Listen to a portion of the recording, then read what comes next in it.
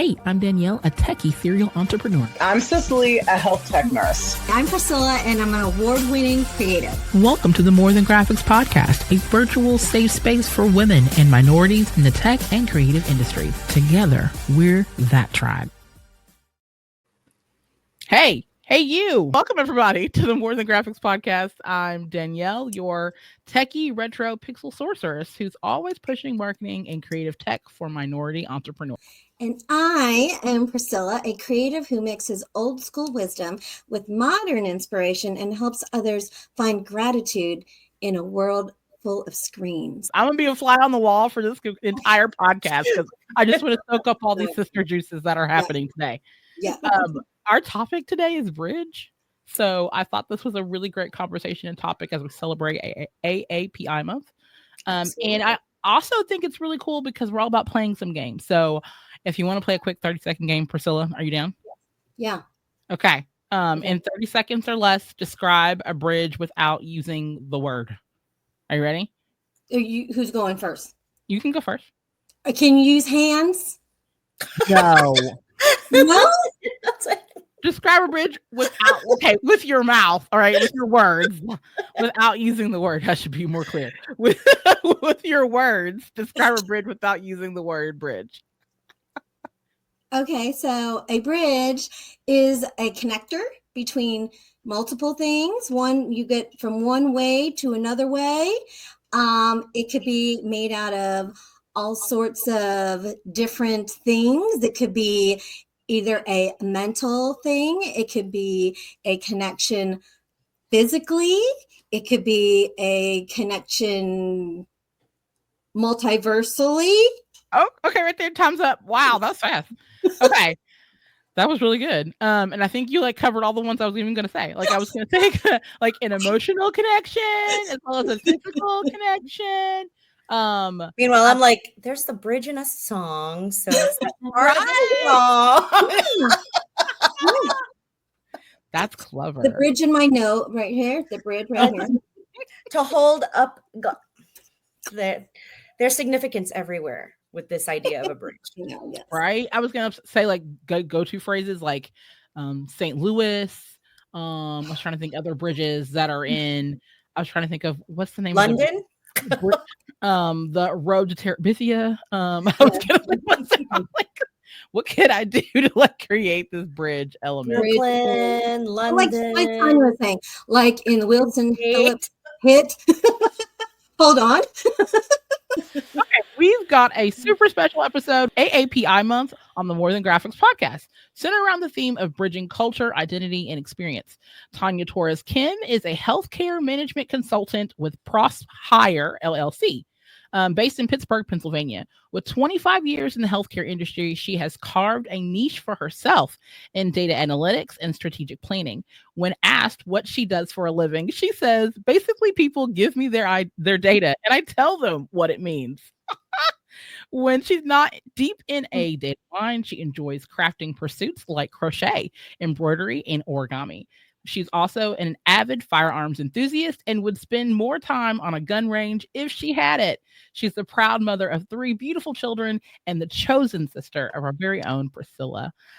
Welcome. Thank you for having me. I feel so honored to be here. I feel as if on here it's missing also chainsaw. Oh, jeez. This is already, I'm already starting with the good one time. It's beautiful. It's beautiful. It was summer. We were over at the beach in Pennsylvania, and I was laying on the thing with Max, and all of a sudden I hear a chainsaw. I look up, and who do I see out there? My sisters just cutting up some trees and shit. And I was thinking, oh, it's just a girl having a wonderful morning with her chainsaw. And she looked so happy. I was. She turned around and she looked at me, big smile on her face. And I said, yes. I am safe. Power tools. Oh. No, but it's funny because she took a video of it and she put it to music. And I was like you see me sawing to the beat. I was like, who does that? It was beautiful. It was beautiful. I saw it and I bridged it to beauty. Yes. See, we always thought if Priscilla and I were in a survival situation, we'd be fine because we got like all the bases covered. You know, like between the two of us, we can use pretty much anything. Like we can figure out any kind of tool. I would make sure that we are always fed. We would. Yes, we wouldn't starve. Okay, so what does bridge mean to you, and how do you define it?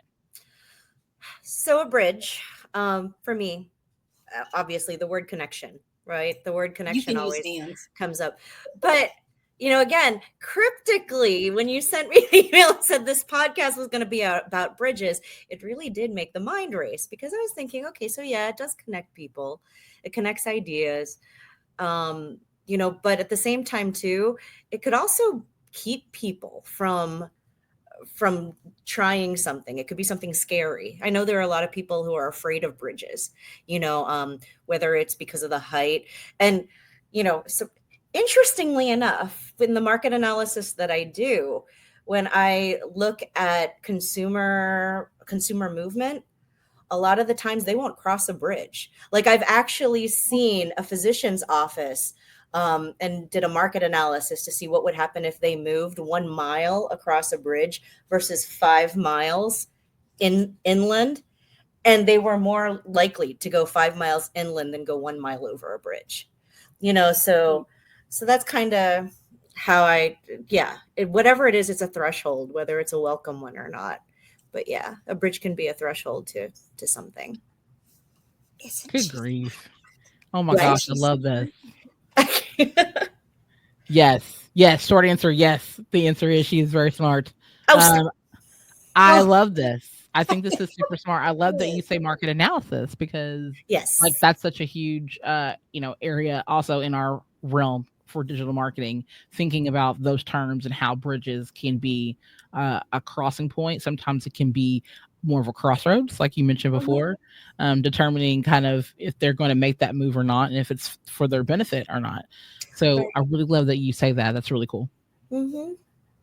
Yeah, we have it's funny because until you mentioned it, I'm like, wow, bridges really are a part of. I mean, first of all, I live in the city of bridges, right? Like Pittsburgh is known for you can't walk anywhere without seeing going over a bridge or whatever. Everything's, but at the same time too, where Priscilla and I are from, and there was a joint bridge project between Steubenville, Ohio, and Weirton, West Virginia, right? So, and they were going to build a bridge.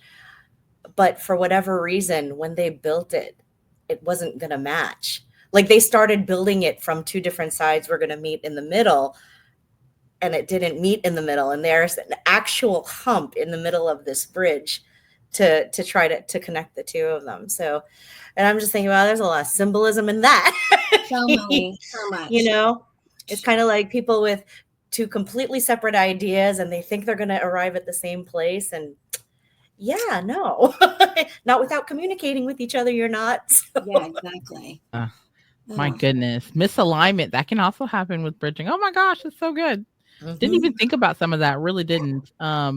I love that you talk about that particular project and how both of you kind of grew up in this space where you saw that representation of bridge building physically and emotionally and all the things. So I'm just curious, like when you talk about those type of you know, memories specifically, you kind of describe your work, right? People giving you their data and you tell them what it means. When you look at like healthcare data, particularly as it relates to diverse populations, specifically within AAPI communities, what are some of the most critical gaps or misunderstandings that data helps you bridge? Oh, absolutely. And it's interesting because they've always documented race. You know what I mean? Race and ethnicity, right? Two completely different things, but they do take that as a data point. But it wasn't until recently when they started doing a lot of the population health work that they're doing now that they're realizing where some of the disparities really are. So things like, and I'm going to take this from an Asian standpoint, like an American Pacific Islander standpoint, but the way that you do diagnostic testing for somebody who is not from here, you know, you're going to get a completely different read than from somebody who was born in America. You know what I mean? And so I saw this with my dad when he was in the hospital for a stroke and they were evaluating him for dementia. And there was a language barrier that they didn't realize was as pronounced as it really was, you know? So they were, he kept on talking about a restaurant in the hospital. He means the cafeteria, you know what I mean?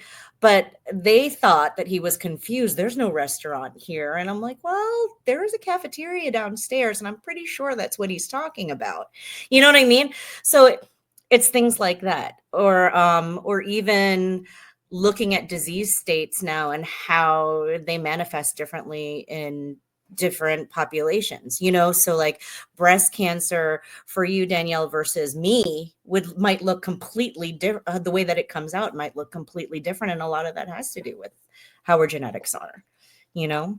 I feel like there is starting to be more pronounced studies that showcase the disparities, as you mentioned before. And I think that's extremely important as we talk about, building bridges. How do we make those gaps less? How do we combat issues where there is more misunderstandings now that we see the data, now that we see the numbers? How are we making them function for our good? How are we plugging them in a way that allows us to bridge these gaps? So I've seen it in some, entertainment has been trying to address it, like whether it's in, an episode of The Pit, right? Like of the emergency room where, it was somebody. I know. So do I. But I think what's really important is to become an advocate, whether it's for yourself, whether it's for someone that you know, or whether it's just in your observations. You know what I mean? That if someone is struggling, you see this a lot anytime you're waiting in a line and someone's getting frustrated. How often do people write it off like that person is just a jerk or that person is just whatever? But you think about it, I'm like, but what if they just don't really understand what it is that you're asking them to do? And you're automatically an asshole. You know what I mean? So, so that's going to take, and I worry about that too, because you have a toddler, Priscilla has tweeners, mine are in their 20s. And I don't think they can read people like that. And it scares me. It scares me, because that takes a level of empathy that I don't think is as natural as it used to be. Completely agree. I was just thinking about, you mentioned The Pit, so I had to go there. There's an episode on The Pit where there is a young adult who is having sensitivities to light, sound, space. And it was so interesting how Mel was able to adjust to that very quickly because she was speaking her language or his language. Correct. And the other doctor was not able to pick up on that fast enough. He was being seen as the asshole. He was being seen as the one who's difficult. Being insensitive. Yes, difficult. Very, very, yes, that's the word. And so I love that episode so much because I'm like, that's actually my kid, my oldest son, who is special needs. He's on the spectrum. He would immediately have issues with the lights, the sound, having the door open constantly instead of keeping it shut, like things along those lines. And so I really, really agree, like that level of empathy that we have or are supposed to have for each other, that's such a missing variable the closer we get further into the future. Like it's just slowly kind of I totally, well, I mean, and think about, we didn't grow up with devices, right? Like when I was Zoe's age or when I was little, we didn't have video games like that or any interactive stuff, but I thought about it. So much of our communication, I mean, look, I'm using my hands and I'm on a screen right now. You know what I mean? But so much of how we naturally communicate as a human being is body language. But if you're raised on a platform where all your communication is without tone on text, how do you develop that? You know what I mean? And so I'm just saying that that's a huge component that, it's body language. You really need to be, what somebody says and what they mean can be two completely different things. And I don't think they really get that sometimes. Yep. Totally agree. Thank you for sharing that. That was great. Don't get me started on those damn devices, Tita Tanya. Okay, so we've known each other for a very, very long time, since about second grade. So that means we grew up navigating a lot of the same expectations, family dynamics, and the community vibes. So when you look back, what bridges have you had to build between that world that we came from and the one you're now? And yeah, I think you and I, particularly with our parents. So background, my mother and her father used to work together. So they were both anesthesiologists in a hospital in, Ohio, so, and this is the 80s where like being foreign was still pretty novel. You know what I mean? Wow. So the bridge is, geez, from growing up in a culture like that, it's hard because, the expectation is you thrive in both, right? So you adhere to your Filipino self when you're in the four walls of your house. And then the minute that you walk out, you need to be able to navigate being in American culture, and it was kind of schizophrenic. I don't know if you thought that when you were growing up, Chi, but it really was, because in order to be in a classroom or to be around my peers, I had to learn how to be one way and then completely abandon that once I walk through the door and I'm at home, because they really didn't mix. So yeah, it's kind of like I had to build that bridge, in order to be able to accept it, and Well, I think one thing that we talk about a lot, Danielle, is I don't really remember a whole lot of my childhood, which probably that says a lot, but I lean on Tanya to tell me. She'll remind me. I remember our childhood. Also, I don't know, I just have bad memory maybe, but it's like growing up for me I remember because I feel like Tanya, she says like I'm the whitest Filipino she knows, right? And so I wasn't, as I guess you would say, immersed or brought up in the same way that Tanya was. So for me, there was a big culture, I guess, conflict between me and growing up with my parents, growing up. And because I was like, I'm born in America. This is how, for me, this is how the Americans are. But they came from the Philippines. So that was a real, clashing a lot of times, because things that my friends get to do, what do you mean I don't get to do it? And then on top of that, it's also, I have brothers and I'm a female. So the girl, that's a whole other segment. Yes. So part 2. You don't want to go into the misogynistic part of our culture. That's a whole entire thing, because there was probably some, why can't you be more like Tanya, kind of thing. Yeah, no. And you know what I mean. That they would compare children all the time for better, for worse, they would, but one of the things that you said, Chi, you're right. It's, being Americanized was derogatory for your parents to tell you that you're too Americanized, yeah, see, you know what that you felt that. She does the accent really well, by the way. But yeah, so it's hard to honor two different cultures. It really is, without making one the bad guy, Do you think our 8-year-old selves would be proud of us now? See, I have conversations with my 7/8-year-old self all the time, Yeah. And there are some days that it's a good day. There are some days I'll do something and be like, yeah, she'd be proud of that. And there are other days I look in the mirror and I'm like, she would be so upset right now with you, but no, I think as I look at us in our 50s now, and what we overcame to get here, I think I have a much better appreciation for our survival, Yeah. And it's funny because as I say that, I can see my older brothers being like, survive whatever, you know what I mean? But like, but it's true. I mean, they don't know. They don't know. They don't. And they don't have the same. It wasn't until very recently that my brothers said, wow, we're just starting to realize how different your experience was than ours, like just very recently. Yeah. So, we talk about, like, sometimes we talk about the white privilege. Well, there's that man privilege within a minority still. Like, I did. It was so hard because, so again, I had dated somebody who very much that whole idea of white privilege, and I wasn't, I wasn't downing it, but the more that race became talked about, it was like he would say these things, and I'm like, do you realize I'm ethnic? Do you realize I'm not white? Like, I just, because some of the things I was saying, I'm like, you could be, that you could be talking about me. You know what I mean? And I'm not talking about you. And I'm like, well, but you kind of are, so. That kind of makes me think, I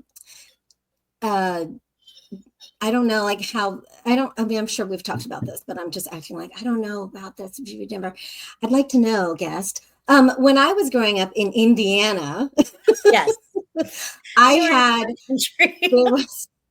there was white, there was black, then there was me, and maybe somebody else. So, I mean, and I guess a lot of times I always try to explain to people, sometimes I feel like we go under the radar a little bit, right? I mean, when there are the race issues, it's like it's almost like we chameleonize into either, we fit in. We Well, so here's another bridge, right? So in college, we had a lot of there were always these sensitivity talks that they would have about unspoken racism and stuff like that. And so, and I would attend with my friends. And again, we're like white, black, brown, like whatever. But we get back, and I actually had my one white friend. Well, one of my white friends say, yeah, I don't know what the big deal is. I always thought of you as white, and he didn't mean it in a mean way. I understood what he was saying, that like, I never saw a difference with you. But I remember stopping him and being like, but I'm not white, right?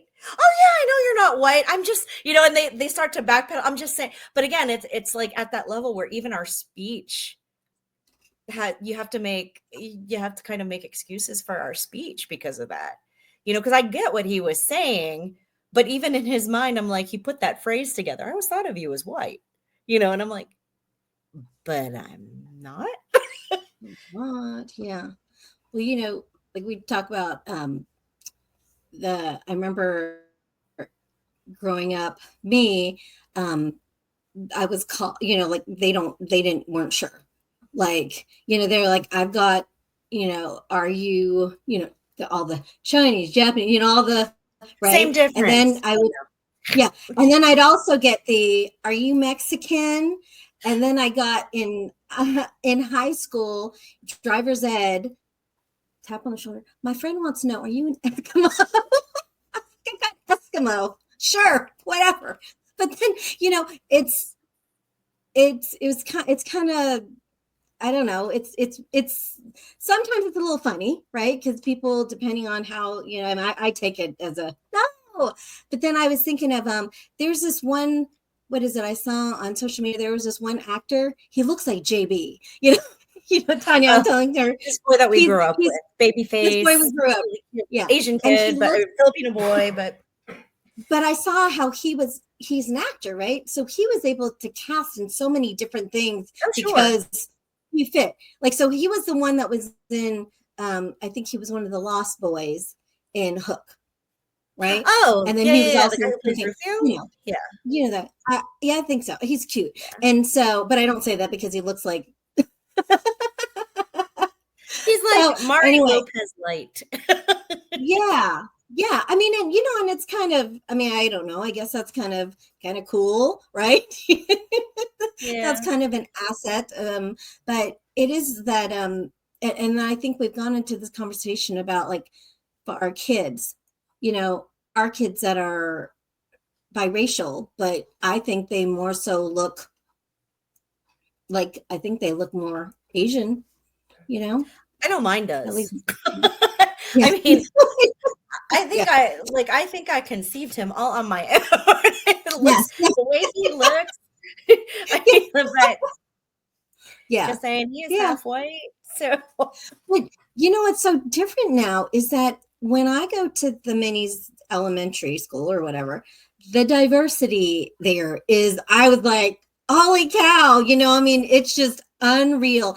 It's amazing. And it feels like, oh, I feel like I fit, I mean, I fit in not only because I'm like the same height as the kids and walk in the hallways and stuff, but I'm like, I feel fit in because it's just like, there are other people like me. Oh, and all the furniture is scaled to her size. I love it. I love it.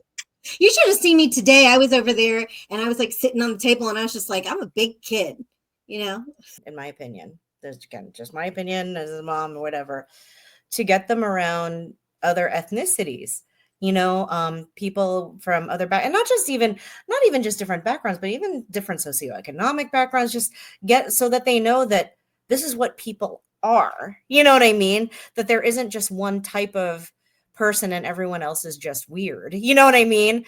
But yeah, when I went to boarding school, I was like Priscilla, Weirton, West Virginia.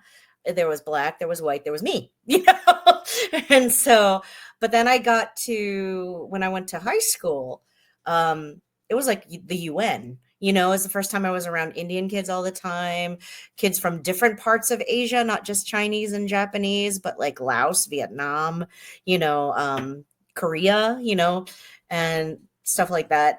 But yeah, it was just, high school was a great place for me at that age in those formative years. And then when I went to college at Duquesne, and now these are mainly at that time, it's like blue collar, salt of the earth white people, you know what I mean? And so they would have difficulty understanding our TAs who were Indian, or our TAs who were from a different part of the world where there's an accent.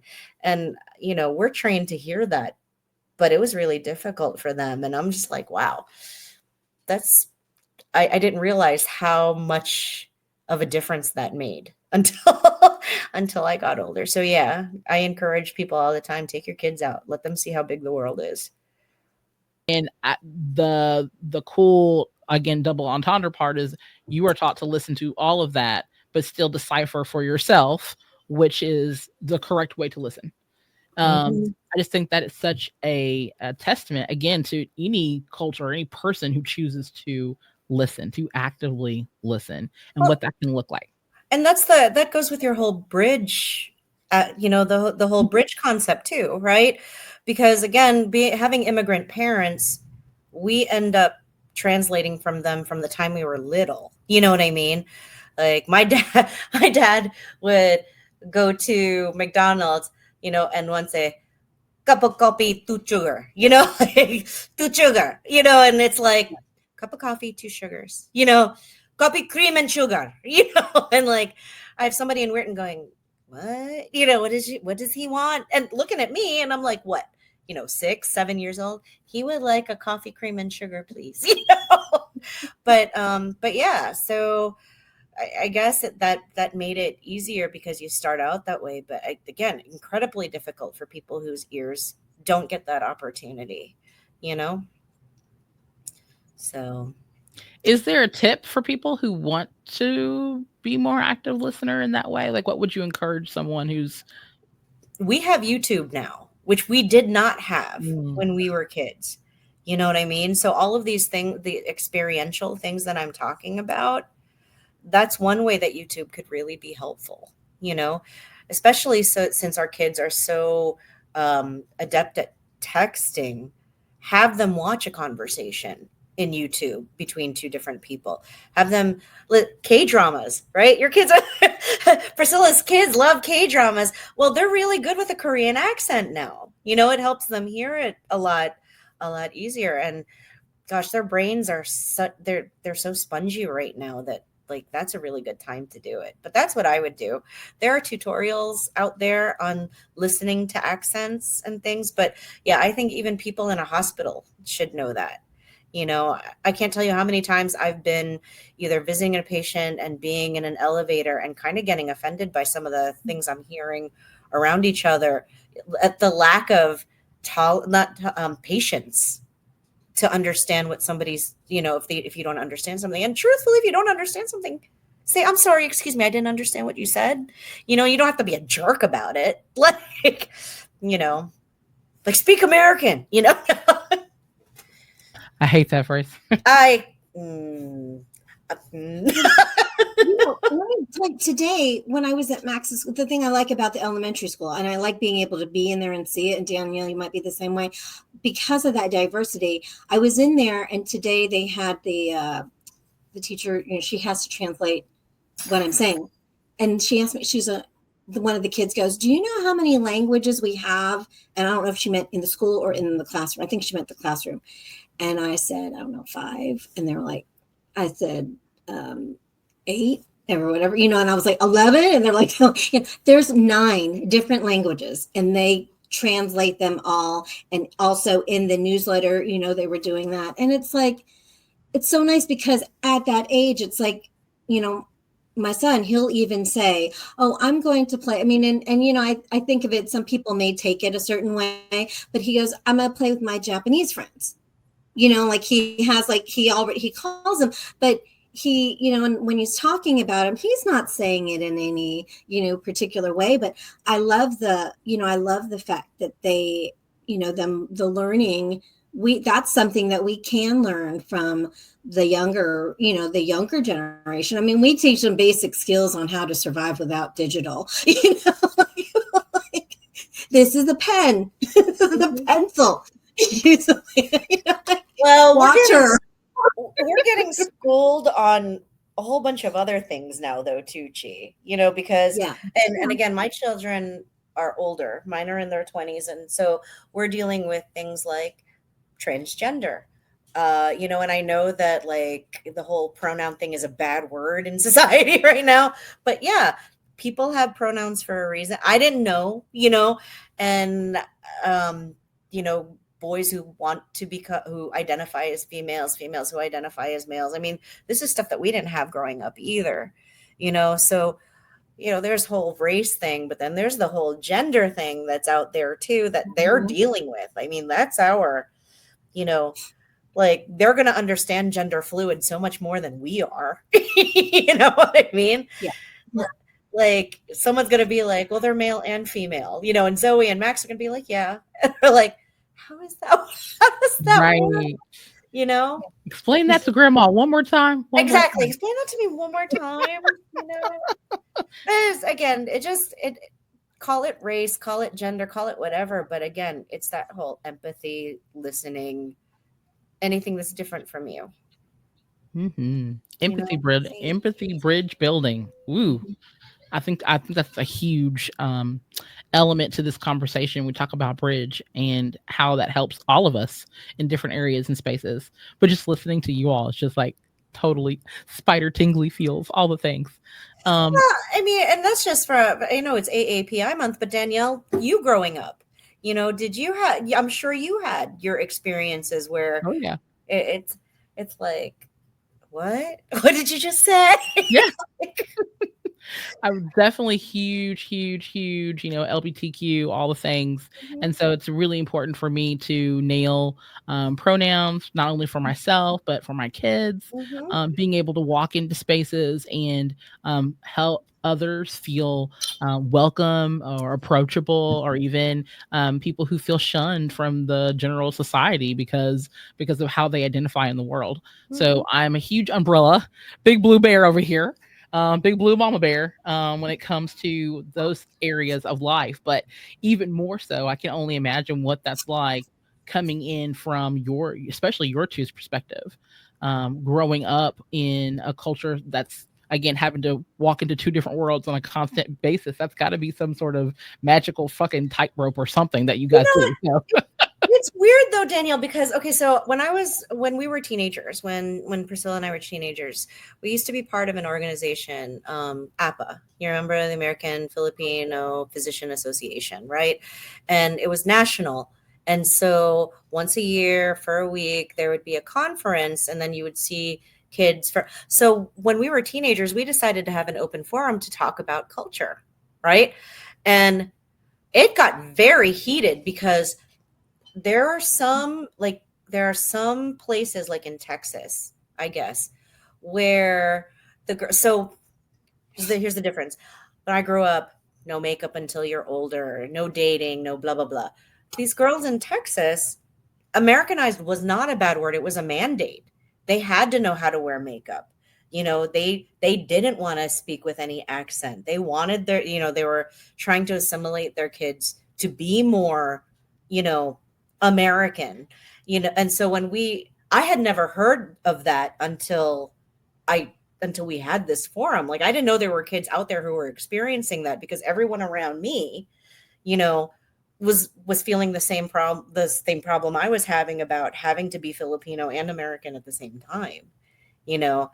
And you go out past that, and in the, you know, in the Midwest, or not Midwest, but like, yeah, in the center of the country is different, you know. Like, they want to be American. Like, you're American, you know. They don't talk about being Filipino. They get their nose jobs and their, you know, to give them a bridge because we have flat noses, you know, and stuff like that. Like, I had no idea that it was like that, but it was. Definitely can see how that is reflective within Black culture, where, you know, we're fine tuning our noses, our faces, assimilating in different areas, so that we can be more pleasant or more oncoming to people, specifically white people. So I definitely can relate to similar stories of that. Yeah. So, but yeah, natural curiosity. People should just be okay learning about other cultures, other people, and it shouldn't be extra. It should just be part of what we do. You know what I mean? So, man, I'm constantly telling my kids, look at it from their side. Yes, I know it's frustrating, but could it possibly be, you know, is it really that they're a jerk, or what's their experience like? You know what I mean? So totally. Sorry, my toddler. I do miss that age sometimes. Sometimes me too. Sometimes. Yeah, right.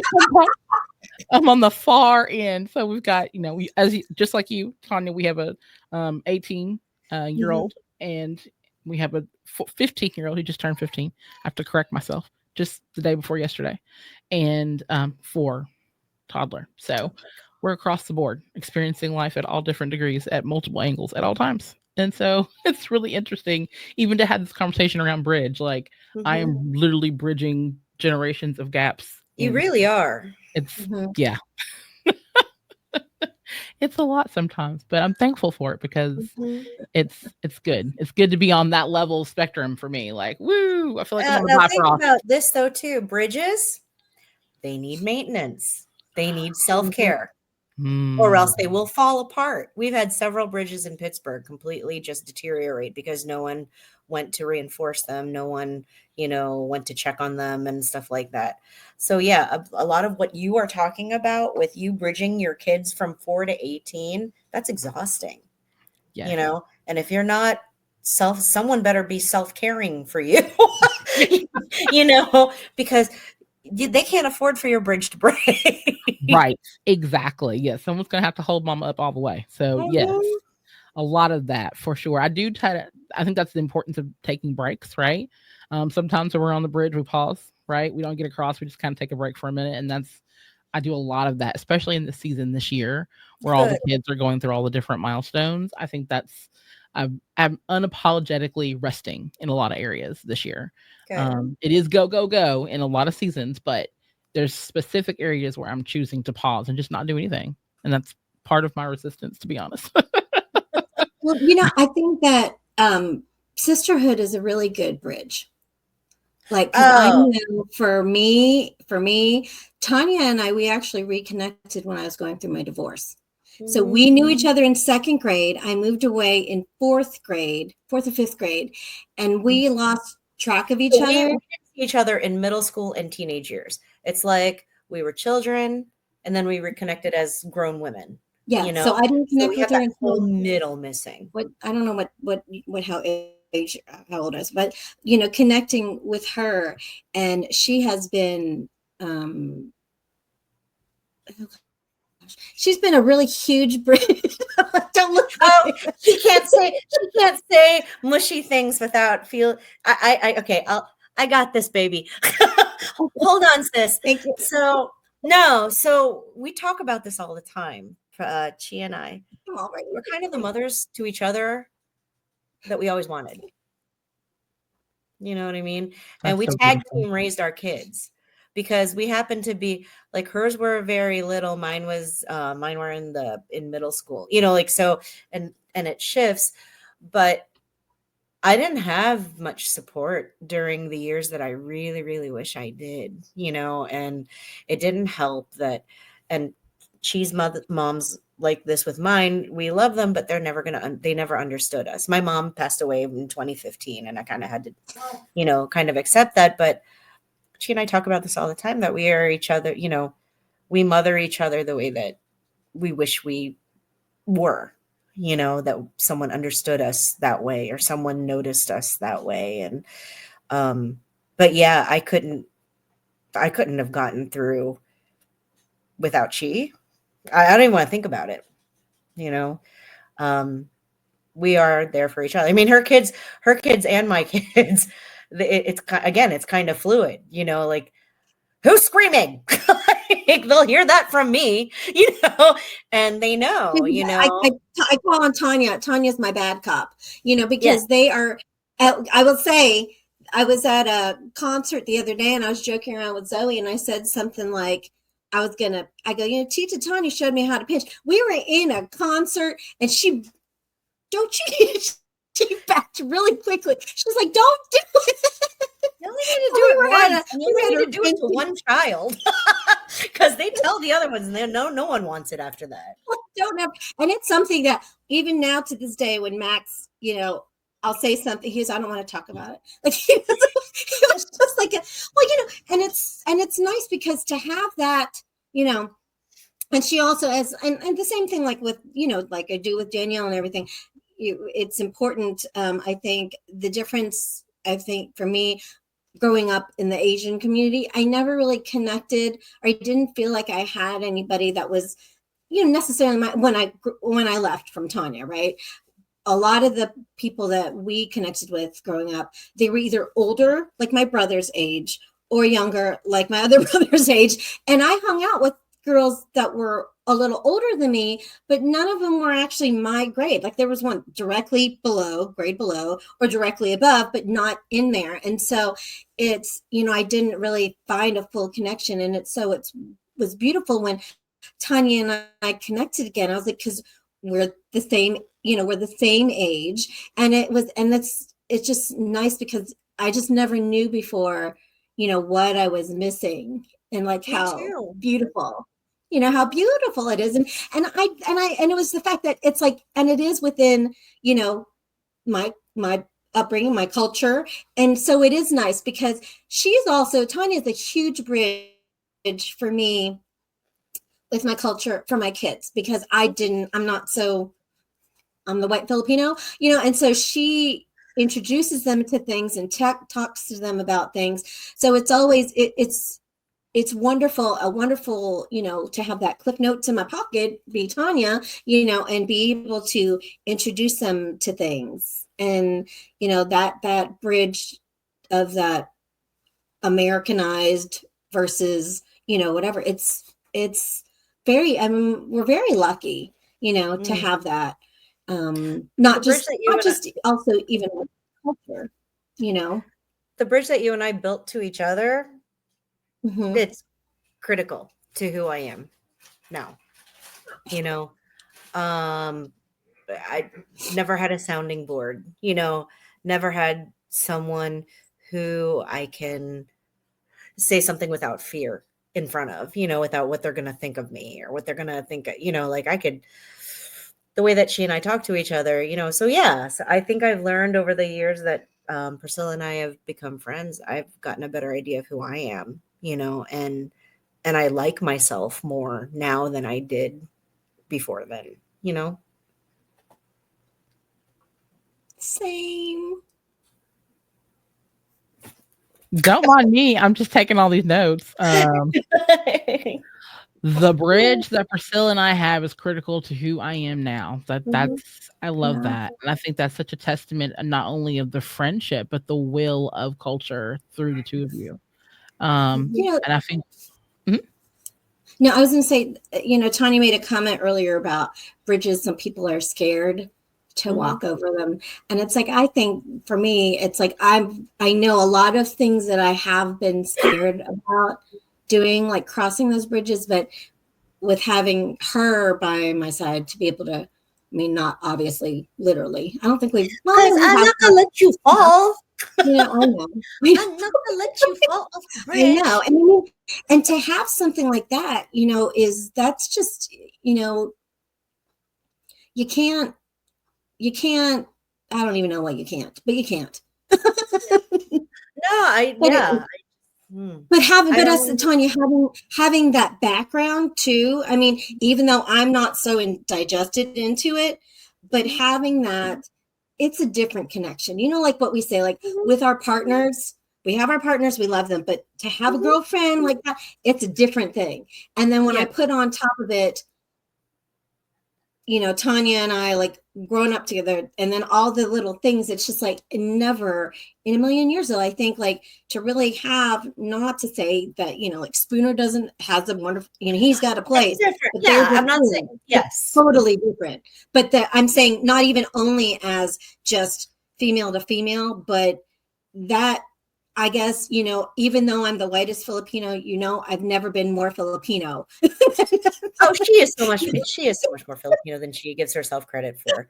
I mean, I love the rice standpoint. She'll eat food that I would never eat. From the food, heck yeah. I was born there in that case. Well, I think it's because we had brothers, and I know you're smack dab in the middle, and I was in the youngest, but it was easier for us to relate to boys and men than it was to relate to other women for the longest time. And I've never, I've never had a relationship with a woman the way that I do with Chi. Wow, I didn't mean it that way. Well, I did. It's both. Double entendre. Yes. Well, the difference is, I think, growing up, because of the way in the culture, how females were in the culture. Correct. And then outside, when we became adults, we're no longer in that. I can do what I want. Independent. Right. Then us being able to not, by default become friends because of our culture, but we became, friends not because of our background, but but our essence, our person. Like, not, you take all that other shit out, take away that you're this and this and this and this. It's just us at the core. Yeah. There's a connection between the two of us. Yeah. I tell her all the time, I forget that she's not really my sister. You know what I mean? Like, we talk sometimes or we're out in public and I'll introduce her and it really, like, I will forget. We're not really related. You're like, you had a sister? And it's so funny because we had this one time when we were in Pittsburgh. We were somewhere, and at my high school, there was a hockey tournament at my old high school, and she was there because of Spooner's son. And she said something like, "Hey, I'm her sister," and then they asked her, "Oh, well, how long have you been to school here?" And I was like, "I don't know when that was." And I'm thinking, school here. Oh well. Or the first time Spooner realized, I introduced her, I said, "Okay, she's not really my sister," but so he called her. He's like, "Oh, your sister is calling," and it's just like a normal thing now. But it's that's funny. I get a lot of, "You need to talk to your sister about blah blah blah." From Spooner, your sister needs to talk to you about this. Oh my goodness, that's hilarious, and I'm sure I've done that a handful of times with some women. So I'm thankful that I'm not the only one. So yeah, hashtag me too. But yeah, bridges everywhere. Bridges, yeah. Sisterhood bridge. Okay, so I have more questions, and they're probably more work related. So I like that we're kind of going back and forth on that. I keep trying to bring us full circle. Bridges back, will ya? Literally, I'm bridging us back. Oh, I love it. Okay, so strategic planning, right, is all about bridging and where we are now to where we want to be. So, Yes. from your extensive experience, particularly in like the healthcare, what does bridging the future mean in terms of technological advancements or changes in care, especially as they pertain to women's health and diverse communities? So I've always thought, and this isn't just isolated to healthcare, but they who hold the data run the world. You know what I mean? And so yeah, from from a planning standpoint and technology, the all of it it's hard because all of it kind of needs to be considered while it's being built, you know, whether it is new tech, whether it is again the population health initiatives that are out there to try to find the disparities in communities and stuff like that. But it really comes down to it, again, in my opinion, and maybe because also too I'm biased because of how I feel about data, but that's where you're going to find your truth. You know what I mean? Um, you need to take a look at it. You need to actually believe it, like not just see it, not just give it lip service, but like, and sometimes it's hard because the impact is so much. I tell people this all the time. You're telling me what you want. I'm telling you what you have. You know what I mean? Like that's usually when I say people give me their data and I tell them what it means. They don't always like what it means. Um, so yeah, that's going to be critical with looking into implementing technology. It's not just about finding the right tech for the job that needs to be done, but how are you going to communicate its usefulness to the people who have to use it? You know what I mean? How are you going to adjust? Is what you're selecting good for all pockets of our patient populations? I mean, I get that we want to be able to kind of get the most under one umbrella, but that's not always going to work, you know? So whether it's language barrier, gender barrier, and your data is going to tell you that, your data is going to tell you the magnitude of that, of how much you really do need to consider that. I love this. And I think that's a very hot button topic issue for a lot of people who are in the tech health industry and how well they're equipping, using, and utilizing big tech AI, artificial intelligence on Oh, any yeah. level. And so like it's blatantly in our faces Mhm, how much it's being utilized and used. But we also see as people of color, we see that on the flip side as well, and how it's sometimes taking advantage, poking and prodding in areas that exploit us in mhm, areas. And so I see both sides of the coin of that quite a bit, but I'm really excited to hear your thoughts and perceptions on that because again, you are looking at the data. And so mhm, you can kind of see where there are shifts. You can see where there are definitely some mergers happening in a lot of different areas. And so mhm. just wanted to pick your brain on that. Well, that's what bothers me about AI, and again, we talk about I'm not saying that it's not, a groundbreaking innovation. I'm not saying that it doesn't have its uses, and I'm not saying that it's not something that we should use, you know. But what worries me is so much of our communication comes from our experience and from actual using it, So if I'm a child and I am learning how to write and I use AI to help me, then AI is really shaping me instead of the other way around. Do you know what I mean? Big time. And and so, oh yeah, I could use Chat GPT to write this text. I'm like, or you could call that person, and talk to them about it, or I, yeah,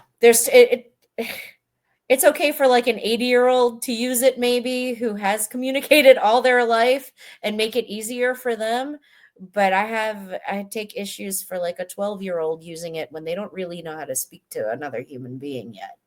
Do you know what I mean? Absolutely. We did. There was some trending piece on TikTok that talked about how teenagers are asking ChatGPT like how to ask a girl out to prom, or how to ask, those basic Yeah. skills that you would want to like have a one-on-one communication with, but instead they're asking their AI friend to help bridge the gap for them. And so some gaps, I guess we can say some gaps are meant to be that way. Like some gaps don't need to be together. Sometimes there needs to be a gap there so that you can figure out on your own how to bridge the two. Oh, absolutely. Yeah. I mean, somebody doesn't have to be building a bridge for you. You do need to know how to build it on your own, I think of that, what is that, Big Daddy with Adam Sandler movie with the little kid? I can wipe my own ass. I can wipe my own ass. Yeah. We can be that bridge, right, for each other, but there's a level of accountability that we all have to hold up to at some point. And I guess that's what I don't understand enough about the whole AI thing yet. The accountability. I don't know how you can build in the accountability part of it. Do you know what I mean? So yeah,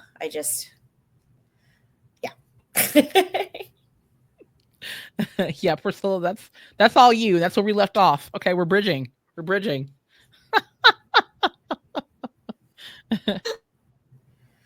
Mute. Where's Cicely when I need her for the mute? Right. Okay. So I'm going to be like, okay. So Tanya, I talk about this all the time. Like, you're one of the smartest people I know. You're nearly genius, but but we know like from back home, like being smart and Asian same time came with heavy expectations. So how do you think our upbringing shaped the way you show up now, like in leadership, in data, and all the spaces where you've had to carve out your own voice? Well,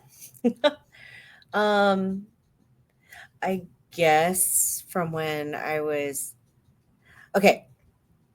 when we're young, I still remember this. We'd have parties where there are all these Filipino kids, and we'd all be in the basement and the parents would be upstairs. And at one point, someone would open the piano and somebody would get fished out of the basement to go play piano for everybody, and then you'd have to perform, basically. And if you didn't play piano, then you'd have to sing. And if you didn't sing, but like one by one, and we would be sitting there like, oh God, they're going to call me next. You know what I mean? And so prepping up for, leading up to a Filipino party, kids are, they have to practice their piano at home, or they have to prepare something so that if they are called at the party, they have something that they can say, because you don't want to be one of the kids who can't do something. Right. So I guess having that, kind of the performance expectation kind of helped me not have so much stage fright later on, when it came to learning how to public speak, or when it came to talking to people I didn't know. We were kind of forced to be social when we were younger. Because if you weren't, it was kind of a bad thing, like something that needed to get fixed. Being shy wasn't necessarily okay, So how did that shape me as a leader? I try to, number one, notice when people are uncomfortable, because I don't want to force somebody to do so. I don't want to force a child from the basement to come up and have to play piano for a bunch of strangers, but at the same time, I want to empower them that, their ideas and their voice does mean something, so when I am in a group setting, I do try to do that with the people who are there to get recommendations and stuff. I try to solicit that from people who aren't saying anything, so. I mean, I know you're really good at that. I know you're real good at that. Yeah. No, you're really good at, I think from growing up, having that type of, I also think about like your personality lends that, that your personality absorbed that expectation, I think, or, the growth from that expectation a little differently than, like, for me, I think I'm more just ready to. Yeah. And I'm constantly telling you, it's okay. It's okay. We give each other permission a lot of the time. Yeah. You know, like Yeah. permission. It's permission that we didn't get. I think it's the permission that we didn't get. Yeah, we give it to each other now.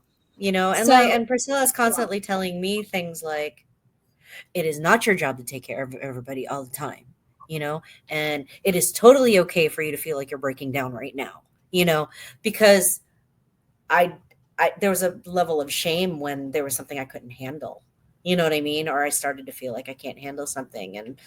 And Priscilla's there reminding me that, no, it's okay. Of course you feel awful right now. That was really awful what you just went through, you know, but I didn't have that growing up. It was kind of like, well, suck it up, buttercup. Yeah, it was awful, but you need to be better than that, you know? She doesn't make it a character flaw. Not being able to handle something doesn't make me less of a person to her. I like it better. It's like you're like handmade. Just like I prefer to get a crochet thing where I could from you because I could see there's something. Then I know it's not AI'd, right? I know that it's legit. I am so not AI. I don't even know how to access it. I was telling Chi that I'm like, I should talk to Chatty Cathy, but I don't know how to do it. I don't even know how to call her. You just go like this. I'll have Zoe. Remember the frog? Yeah. This is beautiful. I absolutely love this, y'all. No, I really am honored that I even got considered to come on here. Thank you so much. This is fun for me. So as you're talking about embroidery, because I know that you engage in other wonderful craft pursuits, like crochet, embroidery, and origami. So do these crafts serve as a bridge for you? Maybe as a form of self-care? Does it connect you to cultural heritage or offering a different way to process information or even form a level of self-expression that complements your work? I think the creative pursuits that I have are very grounding for me. So,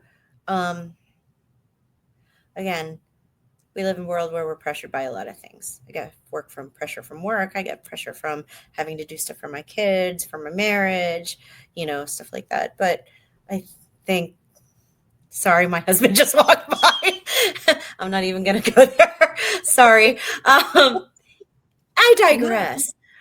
But I do I think when I crochet and when I embroider, because I'm using my hands and because I'm focused, it helps me kind of come down from the rafters, you know. So when Priscilla and I are co-working during the day, periodically it'd be like, okay, creative break. You know what I mean? And it's nice because for like 15 or 20 minutes, I'll crochet or I'll do something, and it kind of helps me reground myself so that I can go back and work with the data some more, you know, or I can go back and write a report that I need to write, you know. But because it's like being on all the time is exhausting,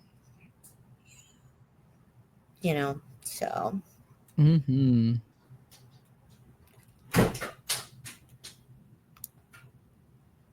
You look like you were surprised, Chi.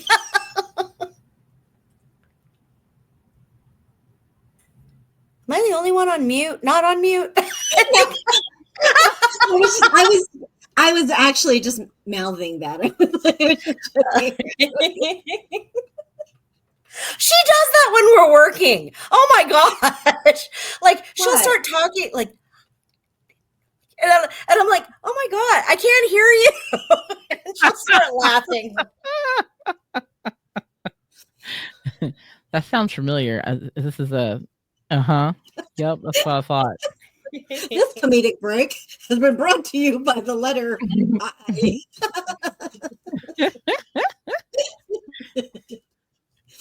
Oh, hello. The bridge to okay. Mm-hmm.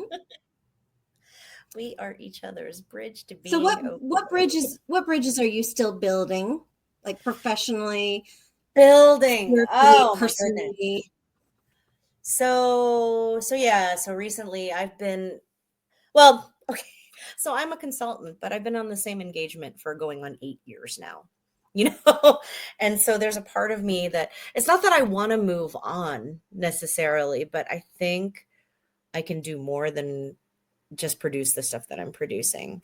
So one of the bridges that I am actively trying to build is trying to talk to other people in my firm who are maybe doing similar projects to what I'm working on. Just to see, just to see if there is a space for me to go to. Because I kind of feel stagnant right now. I've been on the same thing and I do the same thing. And so there's a part of me that's starting to feel a little, so I need to find a bridge to somewhere new, basically. So am I building that bridge? Yeah. And yeah. And on the personal side, I've burnt out a couple bridges, which is sometimes necessary because the bridge is dysfunctional and the bridge needs to be disassembled because it is no longer safe to walk across. Wow, that was a whole lot, wasn't it?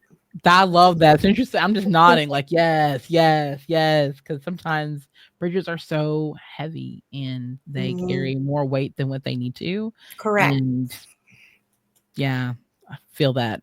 A strong amen from that. Yes, absolutely. So what about some of the rooms that you had to walk into, like corporate, data-driven, often male, and not very diverse? What does it look like for you to build the bridges in those spaces? I think, at least from my professional experience, because I look different, because I am female, because of that, I try to, I don't want to say use it to my advantage, but it gets people's attention. I mean, I'm 5'3", so I'm not that tall. I'm very enthusiastic. I mean, the way you see me right now is kind of how I am all the time. So when I walk into a professional setting, and I've heard this more than once, I get people's attention. I get their attention. So that helps. That they're willing to listen to me from the start. Now, preparing my content so that I can maintain that. That's my trick. That's the trick. Because I could get their attention in the beginning, but if I don't maintain that in the first 5 minutes, I'm going to lose them for the rest of the hour that I have them. So I try to be really clear about what it is I want to get out of them in the time that I'm there. And then I just build everything around that, and try to keep people engaged and try to keep people, in the conversation with me and getting them to whatever agreement it is that I need to have them make or, have them have. But that's what that looks like. Is it intimidating? Sometimes. Yeah. Especially if you're walking into, a room with middle age. Now I'm middle-aged now. So, but when I was in my 20s, walking into a room with a bunch of middle-aged white men was kind of, again, you kind of have to prove your mettle early on in that conversation when you walk in. So yeah. So I come in, I get their attention, and then I start talking about things that make me the authority in that room. You have to, because if not, then they'll treat you like a little girl, and nobody wants to be treated that way in work. I feel it. And I feel like there's a lot of the things that we have talked about, even in this short breath of conversation today, is so reflective of women of color in a lot of areas. This is not to minimize anyone's experience, but it definitely is. There are so many different similarities I'm seeing where we have struggles and disparities and, questions and anger even in a lot of those areas. And we're all connected a little bit in those areas across the different cultures that we live. And so I just feel like it's so cool to be able to just sit, again, being a fly on the wall, listening to two women, two Asian women or Pacific Islander women who specifically want to share their story, share a little bit of their lifestyle, but also give their 2 cents. Because I feel like that's the part that's always missing in these conversations is, we want to hear voices. We want to hear your authentic voices. And so I'm just so glad that I got to be a recipient of that today. And I'm really looking forward to other women who are going to be complimenting and sharing and reacting to a lot of the things that are being said tonight. Hey, Chi, one of the things that you did bring up, though, about the pressure of the whole, being Asian, being smart, what kind of pressure does that put on a person? Yeah. That leaves us really prone, and you and I struggle with this all the time, is the whole imposter syndrome, that I'm supposed to be smarter than I am, or I'm supposed to be more capable than I am, or I'm supposed to be more accomplished than I am, and what I constantly have to do, and why you and I think pump each other up so much, is because it's so easy for us to like downplay the accomplishments that we have, because we're not killing it as much as we perceive we're supposed to be killing it, even though we're doing we're doing great, but it doesn't always feel like that. I struggle with that all the time. I'm like, I worry. I'm like, God, maybe I'm really not as good as people say that I am. You know what I mean? Or I get scared that that it's all a front, and somebody's gonna like poke at it and then realize, wow, I'm really dumb. You know what I mean? I think it's from Tanya, making sure we did something. Did we do that? Okay, was that good? And not having correct. It's not. You're not a doctor. You're not a But I'll even have, because we co-work, when I present sometimes for work, she's actually, Priscilla, sometimes in the background, just hanging out with me. You know what I mean? Like, not necessarily singing my content, but she does. And so, and yeah, I'll get done, and first thing I'll ask her is like, did that sound okay? Did I sound like a bitch? Did I sound, was that informative? I go, you're so smart. And it makes me feel, but it makes me feel better.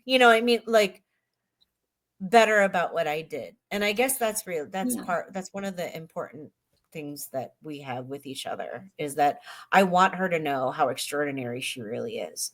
And it's not just lip service. And I know you make that face because you get uncomfortable when I compliment you.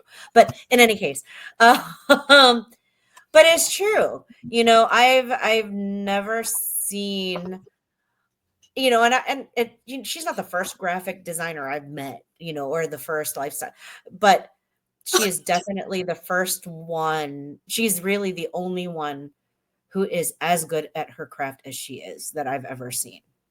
I know, go ahead, get out of the frame so you could make your face. But she goes, but she is. And I think it's so easy for her to forget that, because she's so solo all the time. But yeah, it definitely, from a technical standpoint, from a knowledge-based standpoint, it's really impressive. And I'm amazed all the time. So I want you to know that all the time. Oh, I love this. I can't wait to hear this later. This is going to be so cute. It's like love letters to each other. Like, it's really, really cute. It's the cutest thing. But she's also the person who could tell me, like, if it's bullshit, or like, oh, don't wear that, or wow, that color really is not there. Like it's a safe space too. Because again, she's not saying I'm ugly. This was just a bad choice. There are no bad choices. There were just choices not made. Whereas if it was somebody else, then it would feel like a character flaw, and not just a bad choice, but wow, I'm really an ugly person. You know what I mean? Or I'm not pretty, and so yeah.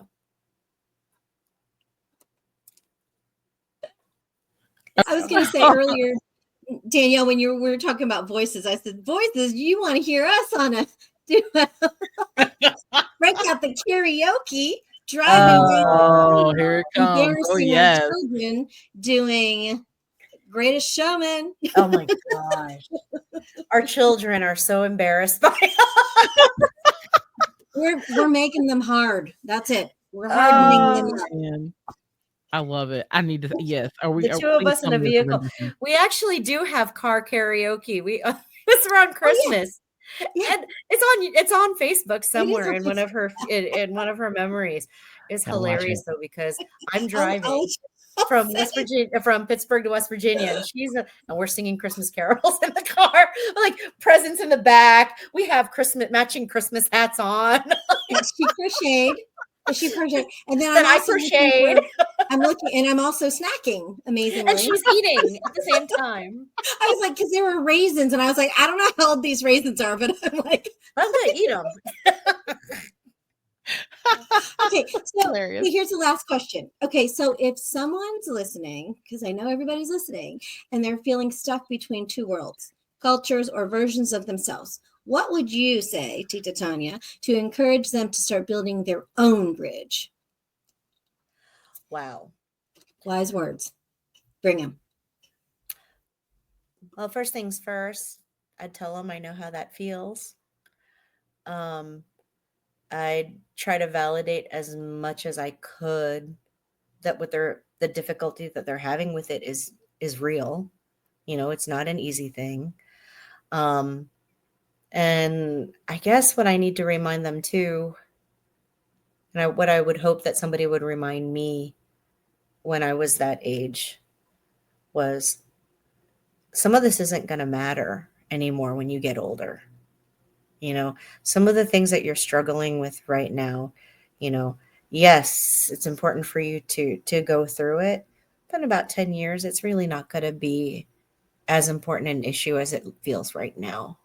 You know, so many times at that age, it feels like, oh my God, I'm going to make this decision and it's the end of the world if I don't make the right one. And, you know, and I am constantly telling my children, guys, you make a wrong choice, get an opportunity to make another choice tomorrow. You know, you'll have to live with the consequences of whatever it is that you are choosing, but it's not a stopping point, you know? So that's when they're struggling between trying to build the bridge. I think it's just building. It's the important part. You know, you got to find your way to walk across it, how you can stomach walking across it, you know? So I guess that's what I would tell them. Oh my God, I love you so much. Oh my God, Oh my goodness. I love this.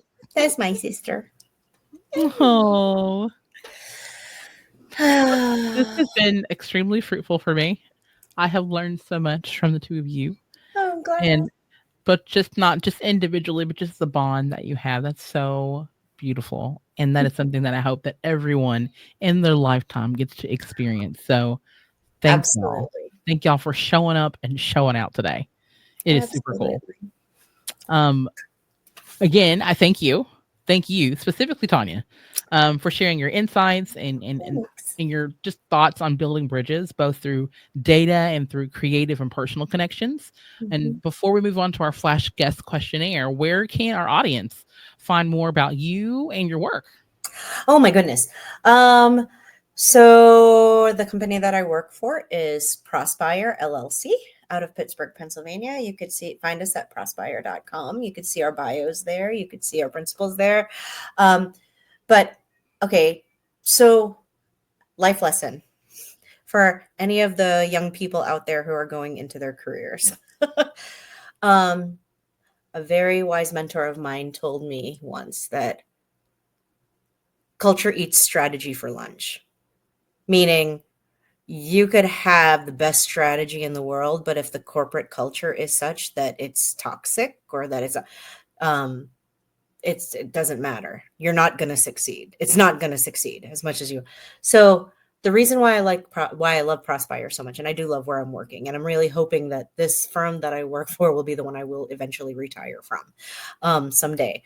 And it took me 20 years to find it because I only joined them in 2018, you know, but the principals in my firm are young enough that they decided to build the firm with a set of values that they wanted to make sure that we walked and talked. And honestly, because I've been in healthcare for so long and have been in so many toxic environments, I was really skeptical at first when I first joined this firm, until I saw them pulling it off. And now I'm a huge advocate for it, trying to protect that in the firm.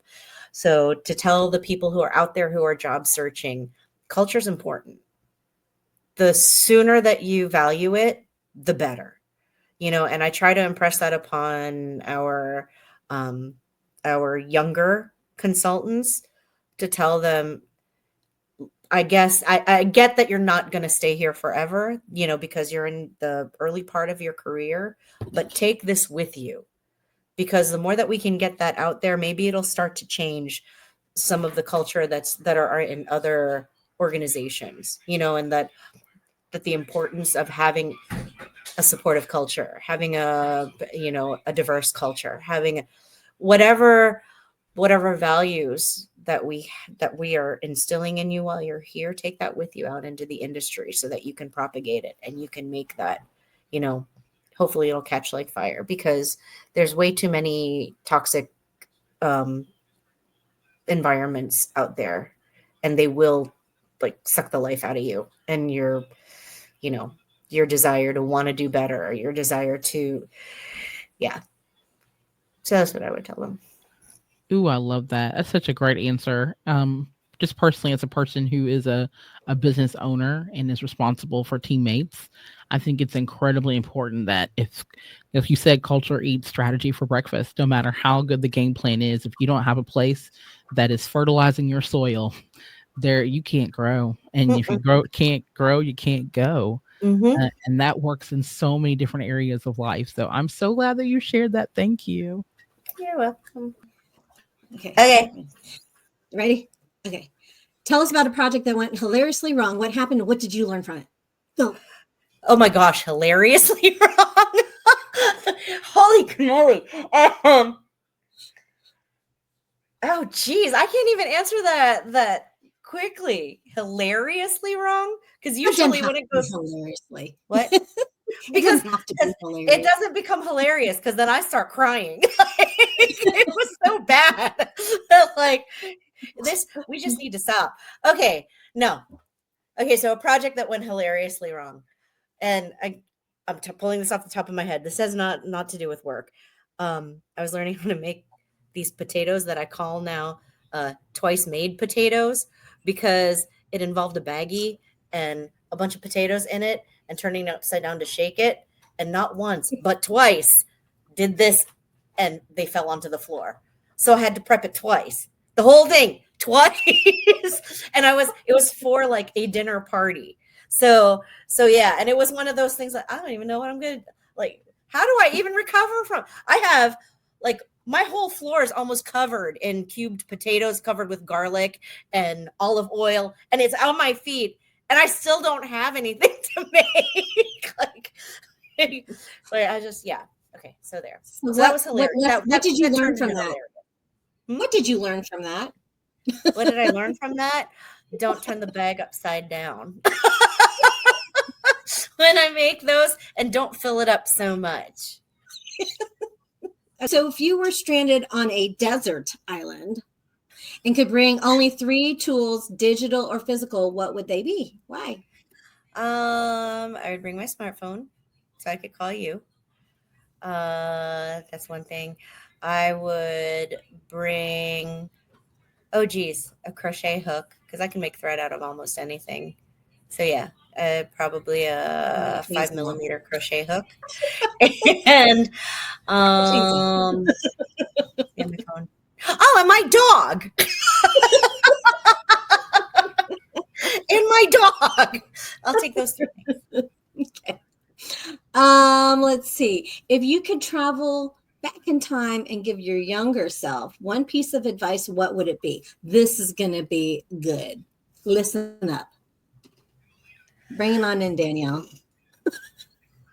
I would tell my 13-year-old self to kiss Mike.